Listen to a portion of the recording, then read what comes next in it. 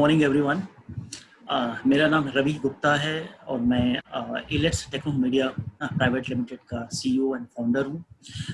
We have been publishing a magazine called eGov and eHealth for last 16 years now, and we have been focusing on how innovations in the governance can help the citizens. Right now, we are sitting in the corona situation, and this corona has affected the whole ecosystem globally and also in India.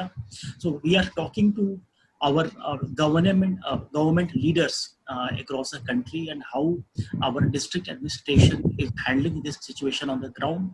This is a situation of pandemic, a disaster, a health disaster, and this is a very challenging situation. And role of the government leaders is very, very important, that how they handle the district administration issues. And today we are pleased to have Ms. Nidhi Chaudhary, who is an IAS officer, and she is district collector and district magistrate of Raigad, or district government of, and she is part of the government of Maharashtra, the IAS cadre. So welcome Nidhi ji. Thanks for joining us here today. And thank you. Yeah, we will, and before I get into the technical details of the COVID-19 situation, which we will discuss in detail, just briefly for our viewers who are, many viewers on the Facebook, more than 1,000 viewers see our Facebook live. So yeah, just to give a context, please tell us about education, your education, and what inspired you to get into the IAS services, which is related to the citizen services and policy making of the government. So, Nidhi ji, please. I have done Masters in Public Administration, and I worked in Reserve Bank of India over 5 years. But then my younger sister got into Indian Police Service in 2009, and she actually inspired me to enter into civil services. I always had an ambition to work in social sector in a way that I can contribute towards policy making and policy implementation. But after joining RBI, I realized that even financial sector planning and policy is a good sector. And I kept working there for 5 years, but my sister made me realize that there is a larger platform wherein I can do much more than what I was doing in RBI in some sense. And she was the reason why I decided to opt for civil services. My family supported me at that point of time. I had a small baby to look after, but my parents, my in-laws, my husband, and entire family for that matter stood behind me and told me that you go ahead and prepare for civil services. We will be there with you and we will take care. So because of them, I'm here, and this desire to do something for the people of our country was always there in me. I come from a very small town in Rajasthan, and I've seen from water crisis to women's subjugation related issues, and I really wanted to work on those aspects. Amazing.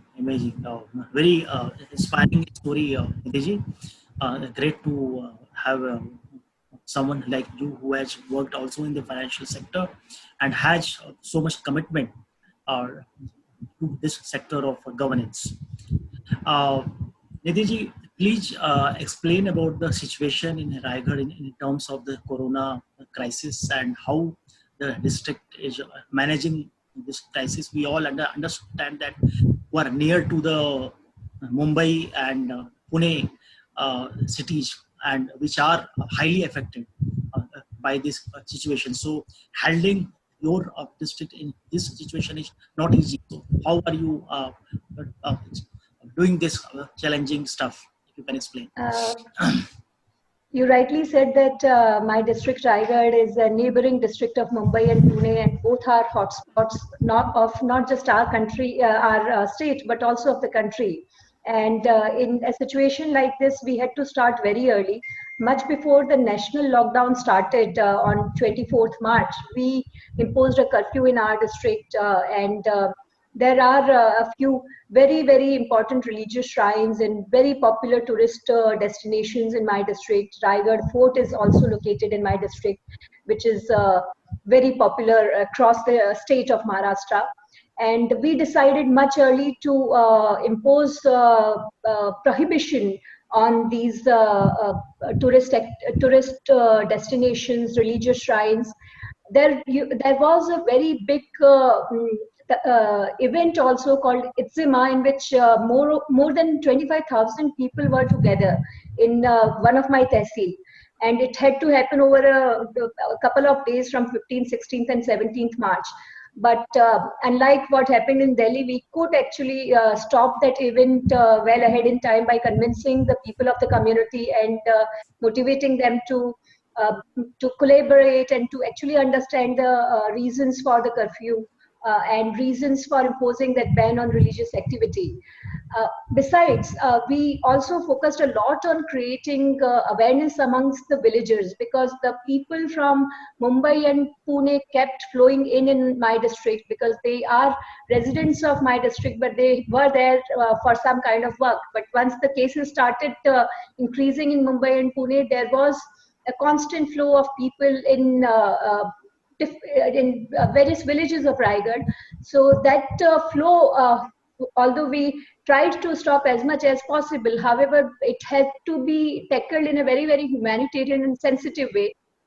What we could do is we sensitize the communities in a way that without stigmatizing these people, without boycotting these people, how can quarantining be strictly followed? So while I had a very huge number of over 1 lakh people from Mumbai and Pune who returned to my district after Janta curfew and between the first lockdown, we could ensure that they follow the strictest possible quarantine norms. We did what other districts also did, inking these people and putting a quarantine order outside their home.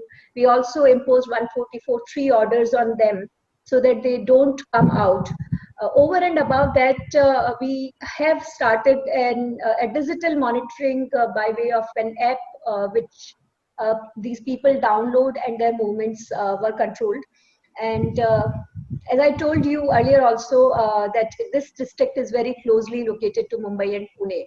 So initially we had 1,589 people who had returned from foreign countries. And we ensured that these people do not become super spreaders. And each of them follow 28 days quarantine, not just 14 days. And now all of them are over their 28 days. And very few of them actually could turn out to be COVID positive. And fortunately, even in the few cases which initially erupted in my district from Dubai returned people or Filipino men, their family members didn't become positive, which itself is a sign that our awareness activities gave us good results. Fantastic. Will you explain in detail about the pre-lockdown and post-lockdown, how things and responsibilities dramatically changed and increased after the lockdown? I joined this district very recently. It's only on 22nd of January when I joined, and from February and onwards we became busy with the lockdown and the COVID management aspect.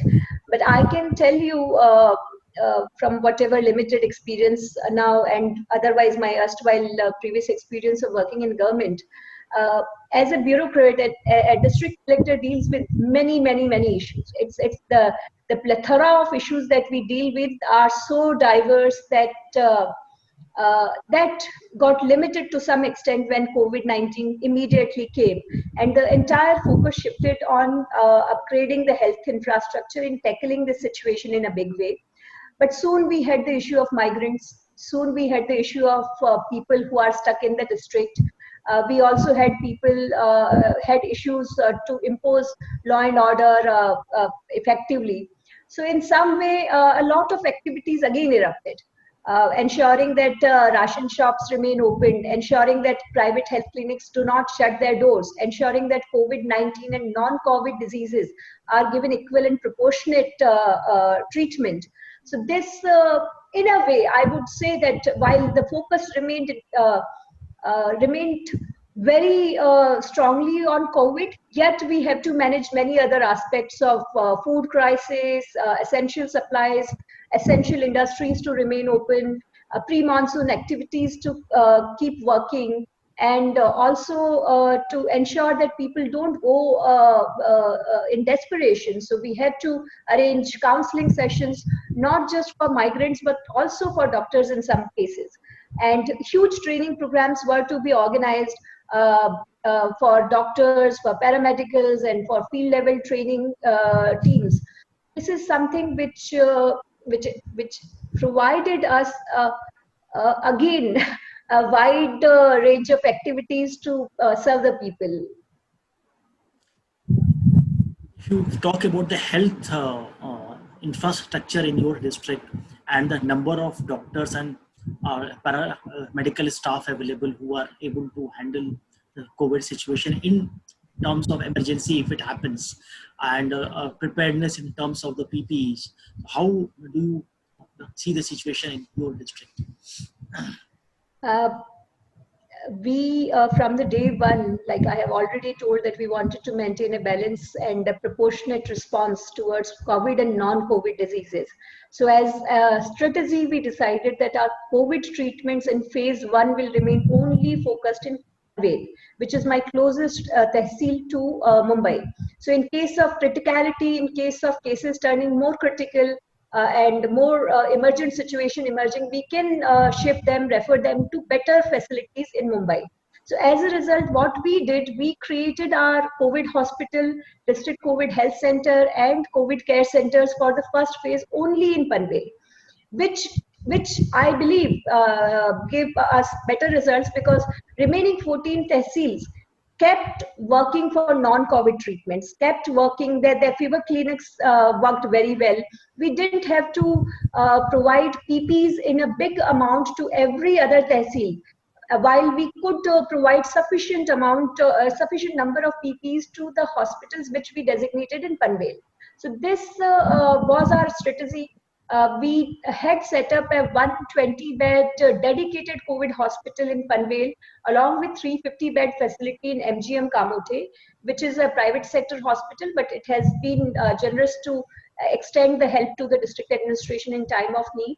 And district COVID health center is again located in Panvel in Swasth Hospital, which is a 450-bed facility.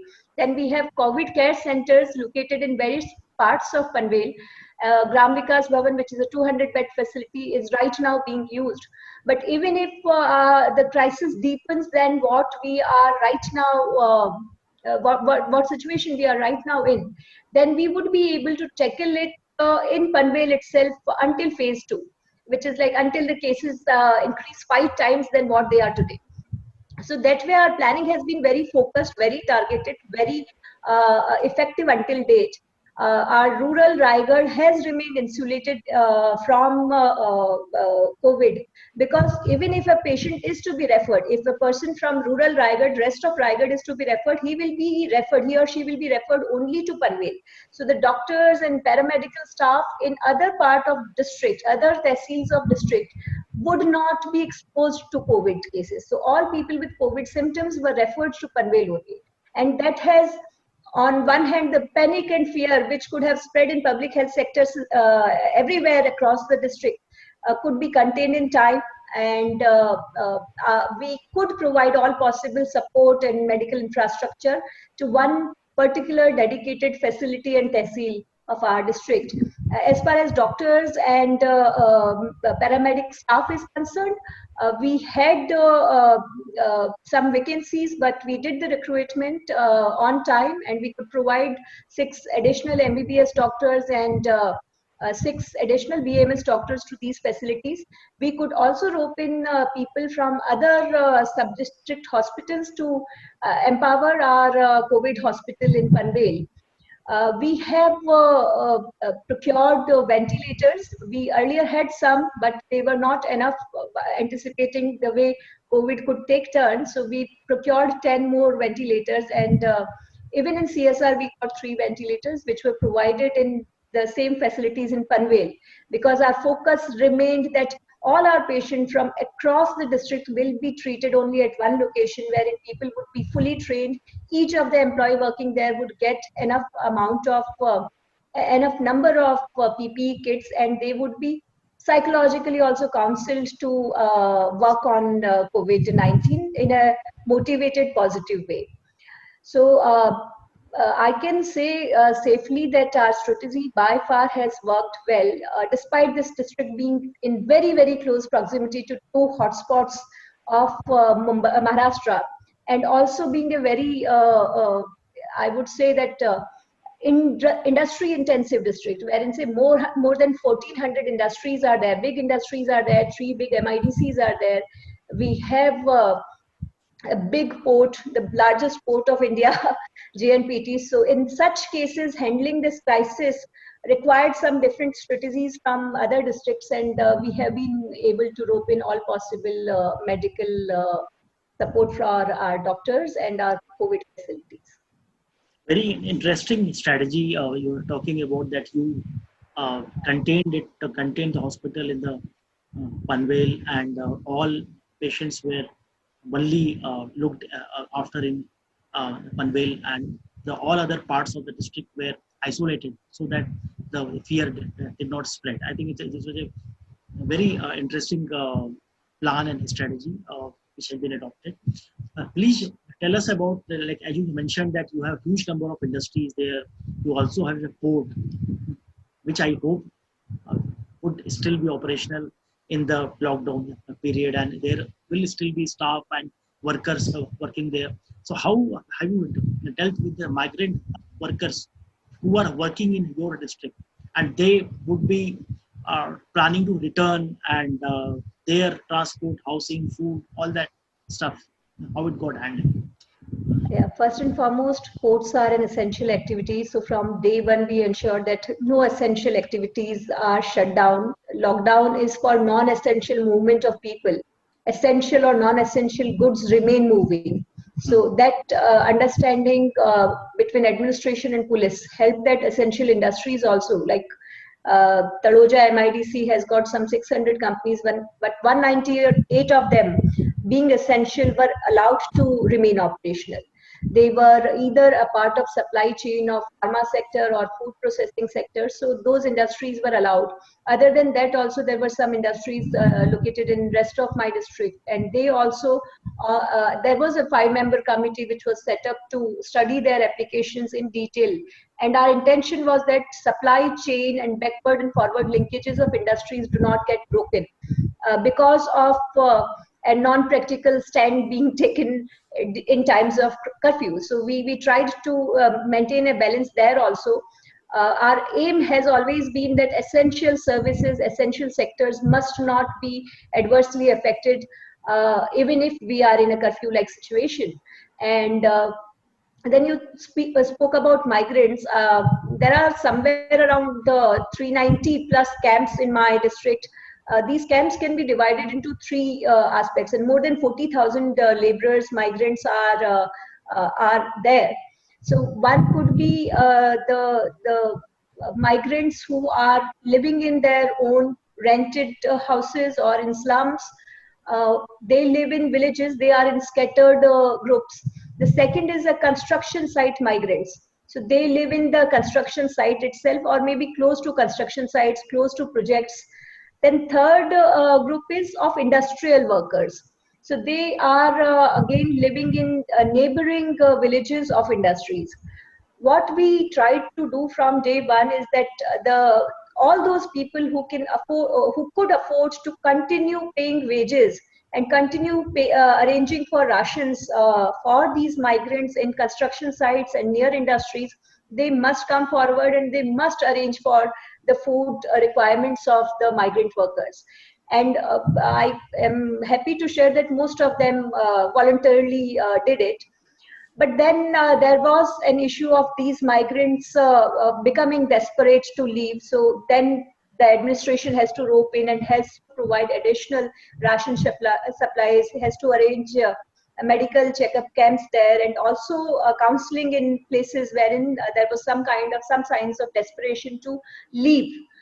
Uh, then there were these migrants who were in industries. So wherever possible, if they could be engaged in essential industries, so that they can work also and they can get paid and they get their regular food, was also tried. And third group was most difficult because they were living in slums or a small in rented locations in villages. So these were scattered groups, and there the desperation signs were too much, because when a large group of people are residing in a construction site, the group phenomena works, and they will leave if the group leaves. So there we could contain the desperation, and with the regular supply of ration and ensuring. But these small groups wherein only 10 people were living in a village, 20 people were living in a village. So there is where the IEC through village level field teams worked. The teachers were also roped in the village level teams, and they also ensured that not just ration, but also counseling them that this lockdown is important, and whenever the government takes decision about their movement, it will be done. And I first and foremost, I would like to appreciate all the donors and all the NGOs and people from corporate sector also, who have been providing us support in ensuring that food, cooked meal and ration kits can be provided to these migrants. But over and above that, there are some sections for which nobody could provide help. So there we bought ration, especially wheat and rice, from open market sales scheme from NDRF funds. We gave it to tehsildars, and then through tehsildars we provided it to everyone. Our aim from day one has been that no one sleeps behind. While we are in a district wherein huge number of migrants are stuck, and there always remains a limit, a constraint, or maybe some limitations on resources available. But we tried to pull in all possible resources from community, NGOs, donors, corporates, MLA funds, to ensure that on one side the health sector must upgrade, and on another side no one sleeps hungry. So fortunately, from animals to people, we are trying to address the food needs of everyone in the district. Fantastic. Like many parts of the country, we are witnessing that there are still sections of people who are having challenges in access to food. And so if you have given that extra attention in your district, say matter of compliment to you. And I want to ask you about, this was a harvest season, this is the harvest season. So how much that gets affected, and the agriculture supplies has to go to the mandis, and how is that supply chain working in your district? As I told you, the restraints and the prohibition orders were much ahead in place before the national lockdown started. Uh, uh, Divisional Commissioner for the Konkan division set up a committee for monitoring of agriculture produce marketing committees. And at his level also, it was ensured that the hurdles that APMCs are going to face, or agricultural vendors are going to face, wholesalers are going to face, will be addressed at division level. Over and above that, we also identified all the wholesalers of agricultural producers in my district. WhatsApp groups were created for them through district supply officer, and he used to constantly monitor if they were facing any kind of challenges. So by the time the national lockdown came in place, we could already put in place a system of identifying the challenges faced by the food supply vendors, and by the agriculture marketing committees and agriculture producers. And we could rope in we could basically ensure that their problems are resolved in time. Agriculture per se has always remained an exempted activity, because say when we say what is essential, the first thing that we say as essential is food.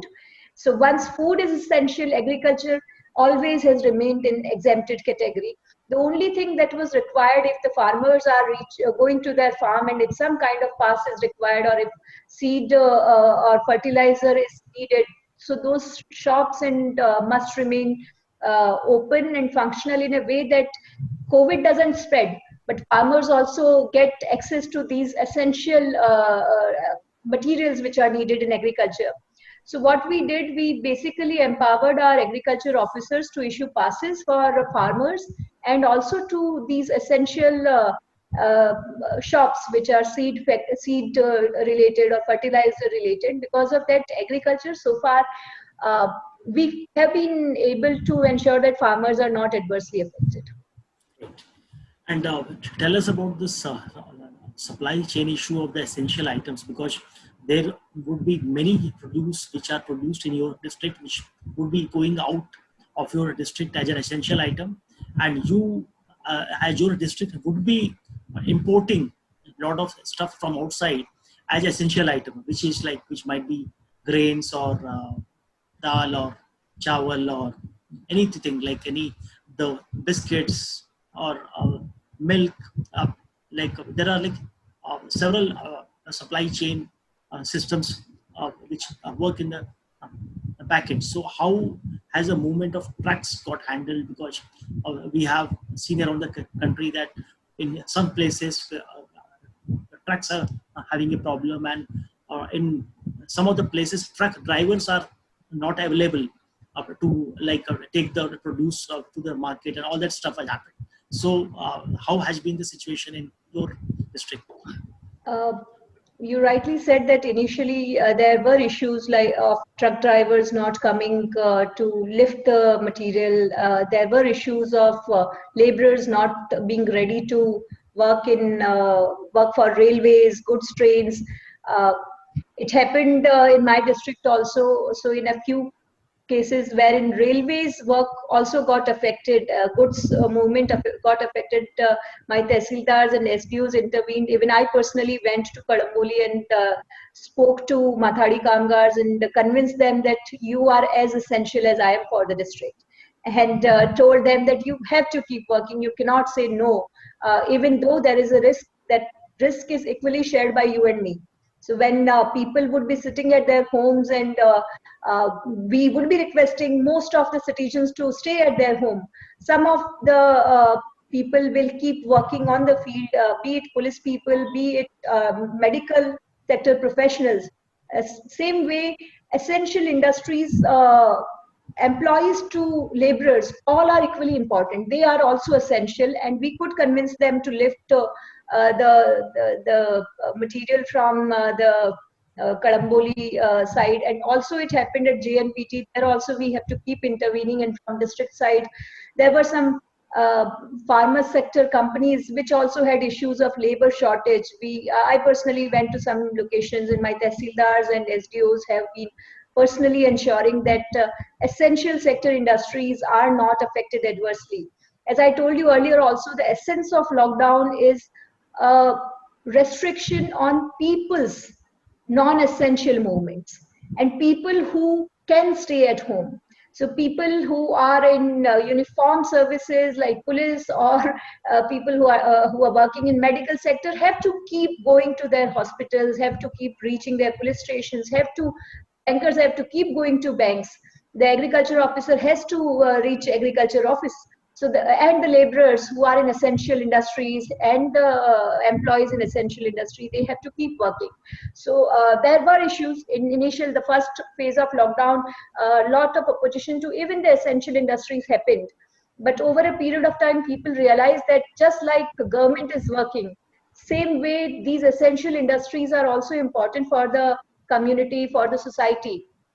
And even you spoke of milk. So even Amul faced some problems, and I got a call from Gujarat, and we could intervene and ensure that their problems are resolved. So and as I told you, N95 mask manufacturing company in my district is there, Venus Pharma company. They also faced some problems in initial stages, and I personally went and ensured motivated workers to keep coming, and made them understand that they are essential at this point of time, and what work they are doing in this kind of a crisis is also a service to the nation. And over a period of time, the the entire system realized, and even the police officials have been very sensitive in understanding that the restriction is on movement of people. Restriction is not on movement of essential people, not on movement of any kind of goods for that matter. And later, these issues were completely resolved, and it all happened very, very smoothly. Still, I am sure some people might be facing some issues in some locations, because my district has most of my district is in magisterial role is under me, but limited part Panvel and Uran also goes under police commissionerate system. So sometimes, very rarely, there can be difference in understanding of lockdown and essential services. But generally, we have been in touch, and we have been trying to implement the law in letter and spirit both. Fantastic. And you mentioned about the police department. What has been the role of the police department in this whole situation? How you have worked with them and got their cooperation in this situation? In the lockdown per se, they are the people who implement the lockdown. As magistrate, I had to only pass the order. As magistrates, my SDM will only be passing a 144(3) order on quarantined people, but it is to be implemented by police. When we say that religious places are not allowed to remain open, it is the police people who implement it. And if they find someone violating it, so they are the face of administration in this point of time, as far as lockdown is concerned. And as far as healthcare is concerned, it is the doctors and paramedic staff, until Asha and Anganwadi worker, who are the face of administration in this crisis. And their role is very, very big. Even to contain migrants' desperation, sometimes we have to rope in police to engage with them and to tell them that leaving from migrant camps would not be accepted, and obviously they would be penalized if they leave without. It has been done in captive workers' sites, wherein we have also in their help to ensure that workers remain staying in these sites. When they are provided adequate ration and medical checkups are done, they shouldn't leave in desperation. So police has played a major role. In fact, across the country, it is police who implements the lockdown. So let us look at some of the questions which people have asked here. So if you can open the Q&A button on your screen, let's look at some questions which might be of interest. So if I can read the questions if you want. So there is a question by Tushar Inamdar. He's asking that what is the plan for reverse migrants who came back from city to their villages, and what is the plan of livelihood of rural people? To first question, people who have returned back from city to villages, as I have already told that these people are kept in home quarantine. There is a village level team. We call it a Kriti Samiti, a task force kind of at village level. They are constantly in touch with these people. They ensure that regularly their health is checked up, and if there are any kind of symptoms, they are isolated and immediately sent to the sub-district hospital for testing. And all of their contact details, their addresses are taken by us, and they are monitored well. What is the plan of livelihood of rural people? MG Narega is a big scheme, and it has been a game changer for our country, even during 2007, 8, 9 economic crisis. So this scheme we would like to take up in a big way. There are right now 544 works which have started, and unfortunately villagers at village level, the awareness about COVID-19 has been such that they are not ready to work. So that even though we are requesting them that with the physical distancing, with use of mask, and with adequate care, works must resume. But somehow the Panchayati Raj bodies in rural areas have been very, very effective. The lockdown, I must say and admit, has been more effective in rural areas than urban areas, anywhere for that matter in country. The consciousness, social consciousness of rural people has been much better than urban people. They have not been coming out for non-essential activities like what we observe in cities, and we have to use police at times to ensure that people don't roam around for non-essential work. So even though we have started MG Narega activities, even though we are focusing, and in fact, since the beginning of April, we have been stressing on taking up all pre-monsoon related works in Gram Panchayat areas. And because most of my Gram Panchayats are unaffected, most of my Gram Panchayats, I, as of today, also do not have, only have 10 containment zones, and 4 of which are in city area.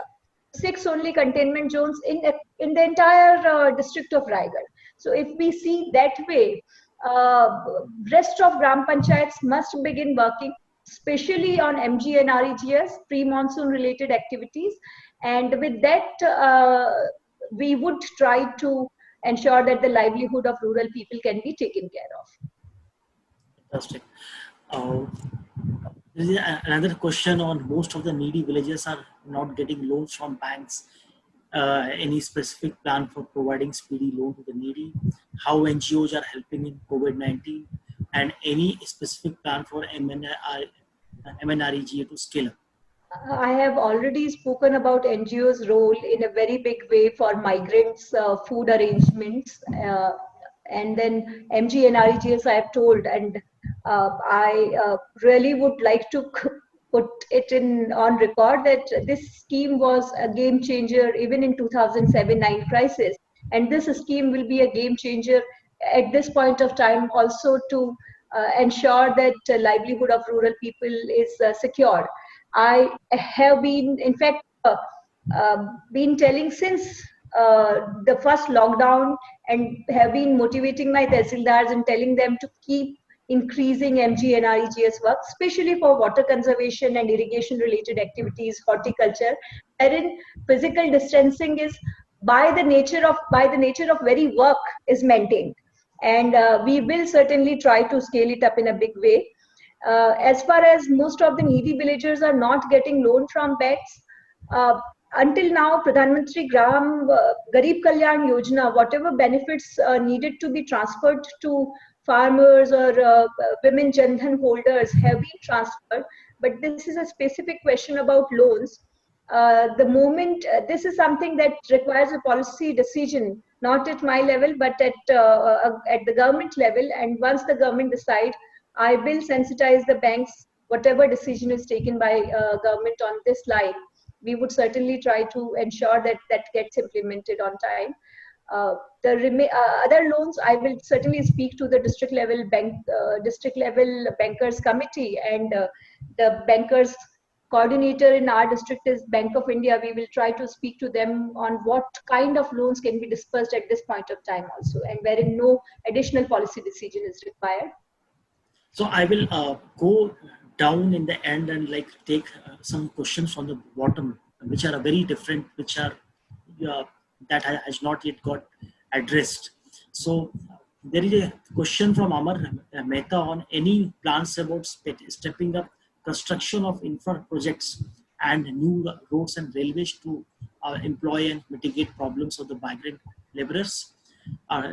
There is a similar question by Kaustav Kulkarni in the end, last question, which is about pre-monsoon works on private building sites is a yearly race against time, particularly for the works which need to be carried out below ground, like tanks, basement, etc. Is there any plan to allow them with certain regulations like social distancing, such activities before the onset of the monsoon? And another question on the real estate by Vikas Jain.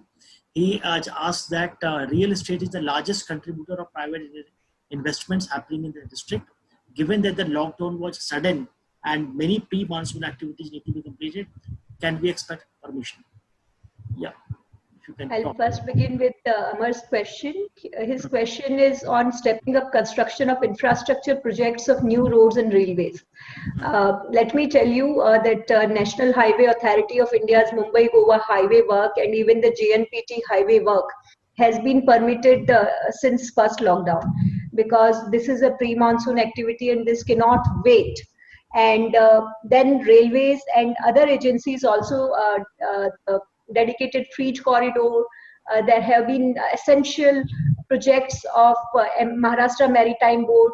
We have given approvals and exemptions. Even MSRDC has got some bridge repair works and some demolition works for as a pre-monsoon essential activity. And we have given permissions to most of the government agencies of central government and state government to keep working, because as has been mentioned in some of the messages, that monsoon, once it starts, it would be very, very difficult to complete these projects. So, and over and above, because these projects engage a lot of workers. As I told you, I personally visited some sites. Even for national highways works, there have been these captive labor sites at locations.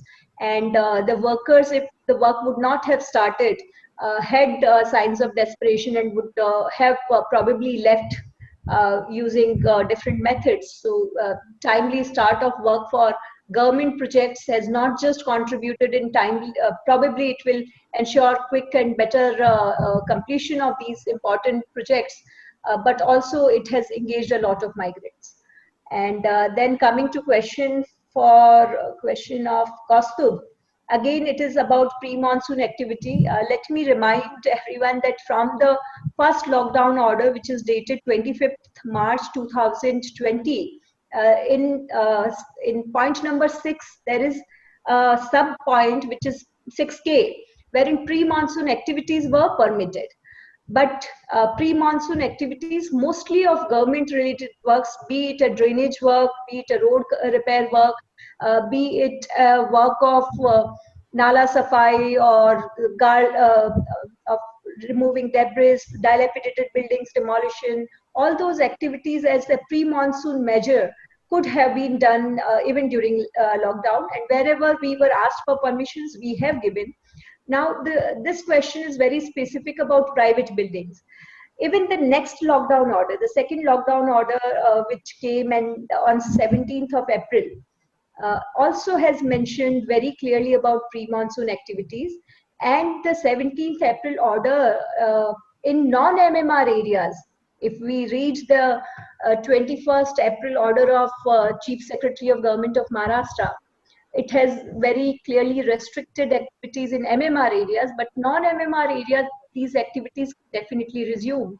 And the similar instructions have also been given to all field level officers that if people are asking for pre-monsoon related works, they should be allowed, should be given permissions. And we have developed an e-pass system which is there on our website, through which people can mention the kind of activity that they want to begin, and necessary passes will be issued in as far as possible real-time basis to the people.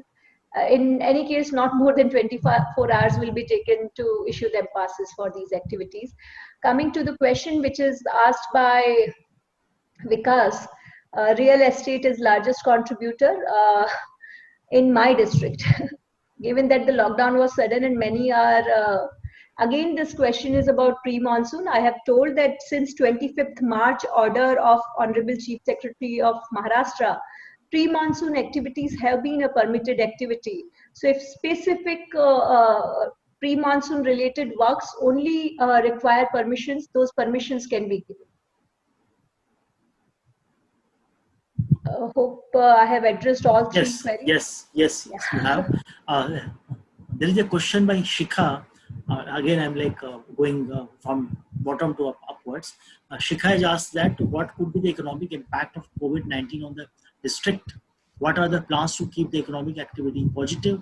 And do you see any opportunities due to pharma and other hygiene-related manufacturers in the district in these challenging times? The economic impact of COVID-19 in my district or across the country, and for that matter the world, will be felt by everyone. So this is a point that need not be reiterated, that definitely there is going to be an economic impact. But what needs to be stressed and highlighted is, because of this lockdown, we have been able to build our capacity of health infrastructure, and we have been able to contain COVID spread in our rural areas, especially in the rural parts of not just my district, but of the entire country. And which is why, say, when vis-a-vis life, if we compare the economic loss, we should admit that probably the number of lives that we could save, and the way in which we could upgrade our health infrastructure to contain COVID-19 once the lockdown gets lifted has been so far very successful. And what are the plans to keep the economic activity positive? As I've already told you that we had a 5-member committee, and all essential activities and their entire supply chain and backward forward linkages, we ensure that they do not get adversely affected and the chain remains unbroken. And because of which most of the essential industries could remain operational. Over 600 companies were given permission in my district because they were either connected to pharma sector or food processing or iron and steel. So these companies needed to work because they are categorized as essential industries under Government of India notifications. Do you see any opportunities due to pharma and other hygiene related manufacturers in the district in these challenging times? Certainly, because from day one, while some of the industries have to remain under shutdown mode, there were other industries in my district which are in pharma sector, and I think that probably somewhere this economic activity would balance, because the pharma and food processing industries worked more and produced more. Their productivity increased during this time, and they remained unaffected. So definitely these companies are going to benefit. And but this loss vis-a-vis life, we have been able to save lives. There is a question by Priya. She is asking that how are you making the most of technology and social media platforms to spread awareness about COVID? Yes, Priya, I am trying my best to remain connected to all my staff, all my people through social media, through WhatsApp. This is general, which everybody of us is doing. For even monitoring, for getting feedback, for getting statistics, we are using all possible technology platforms. For issuance of passes for essential activities, we had developed an app. Most of the applications, we didn't want a physical copy to be received in our office. Even an email by an industry with documents attached to it, that why do they consider that their industry should be exempted as an essential industry. We worked on their emails and gave them exemptions. Like this webinar, I have also done Facebook Live with along with my SP and the Chief Executive Officer of Jila Parishad with the people of Raigad. And we have also used an app which I told earlier also. It is an app which we developed to monitor quarantined people. And this is a GPS based app, and if the people leave their homes, if they go beyond 20 meters, we get to know, and we have set up a call center, dedicated call center with around 30 people in that call center who keep calling these people who are in quarantine and telling them whenever they come out of their 20-meter periphery, why are you going out of that periphery, and please go home, please stay safe. And this is a message from the district collector that you are not allowed to go out in the best interest of your own safety. So a call center, an application to monitor their movements, an application to issue passes, email-based exemptions we have done, and also like your queries, we have tried to address queries of people on Facebook Live earlier. Fantastic. There is a question by KC Vishra. He has asked that MHA has ordered partial opening of shops from today, but there is a lot of confusion. Could you please elaborate what is open and what is not?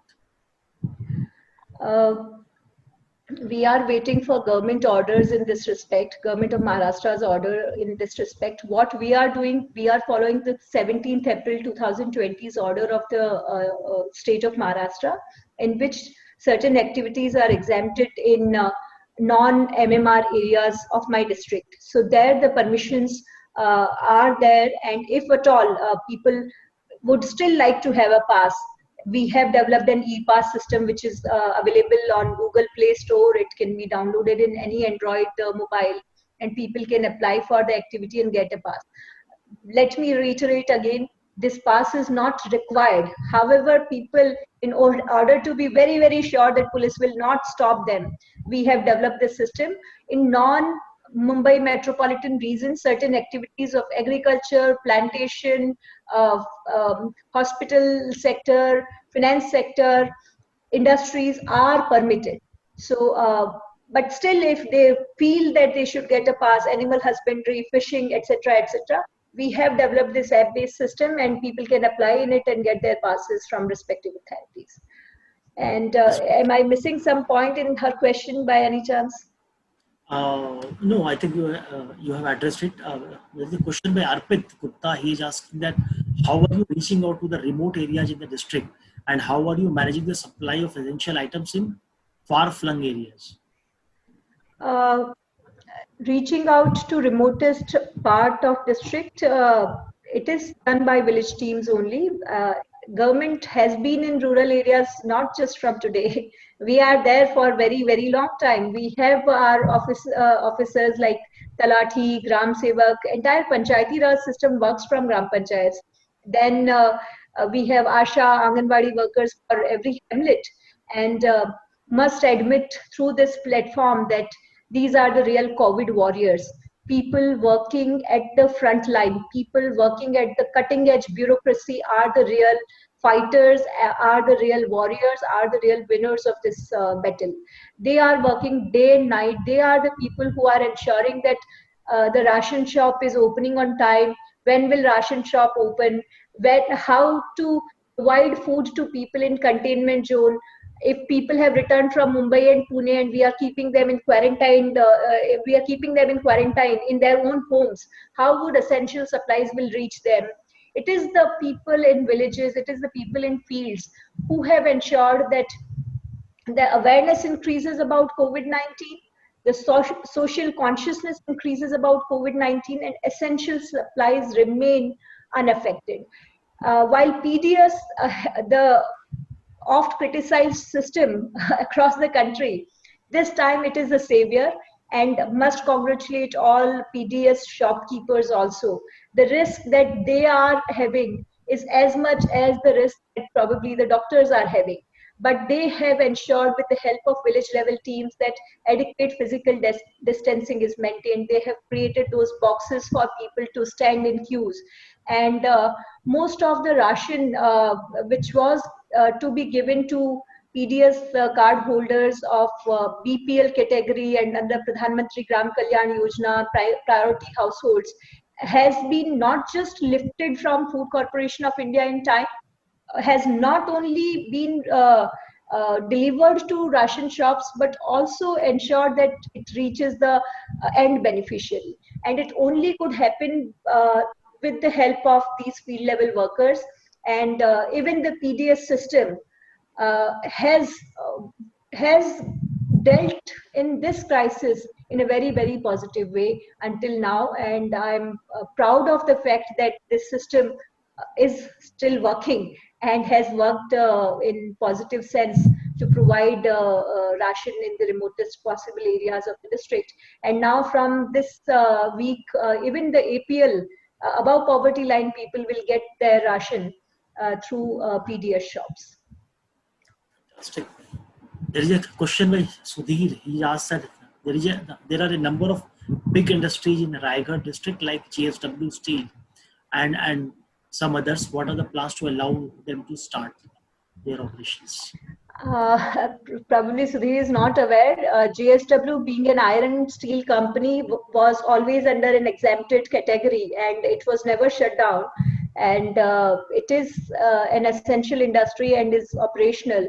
And likewise, most of the big companies are covered under the essentiality aspect of the Government of India notification, and therefore they are operational in the district. There is a question on the chat box where Mr. Jat Bhavar has asked that once lockdown is over, suddenly people in huge numbers will rush to move to their native place. what is the preparation for the same? This is something which a district cannot plan in isolation, because as have told earlier also, I have more than 40,000 migrants, and these migrants are from every nook and corner of our country, from most of the states. So this decision cannot be taken by a district collector alone. Rather, this decision cannot be taken by the state alone. Whenever lockdown gets lifted, it has to be lifted in a very, very phased and calibrated manner. It cannot be a one-time activity that, look, tomorrow no lockdown. This is not going to happen. Let everybody in my district and everywhere be aware that this lockdown will be lifted in a very phased way, very calibrated way. Like we are seeing that with 17th April order, already some activities have been exempted gradually. Earlier pre-monsoon activities and pharma essential sector, now some more activities have been allowed. Gradually some more activities will be opened. This will be a calibrated way, and most importantly, these movements will be decided by states, by the government of India, after taking a very, very conscious call. This cannot be a district level decision. So I think you have answered. And whatever be the guidelines of Government of India and Government of Maharashtra, we will do as per that. One thing will be sure, that their medical checkups have to be done at this level. In my own district also, whenever they are moving out, and it has to be done at the district of their destination whenever it happens. But it will happen only as per the government guidelines.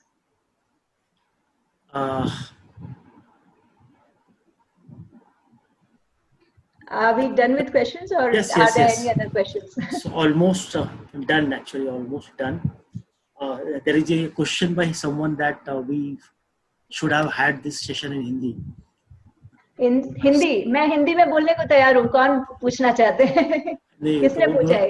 तो उन्होंने लिखा है कि ये session अगर हिंदी में रहता तो अच्छा रहता. ये आप हिंदी में सवाल पूछ सकते हैं. मुझे भी बोल के खुशी होगी. तो we are almost like done here.